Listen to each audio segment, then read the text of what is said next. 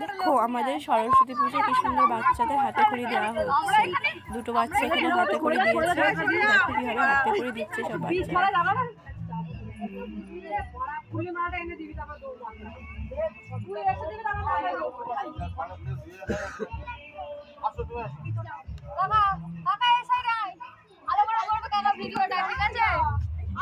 Stop করে নিয়ে তারপর আবার অন কর।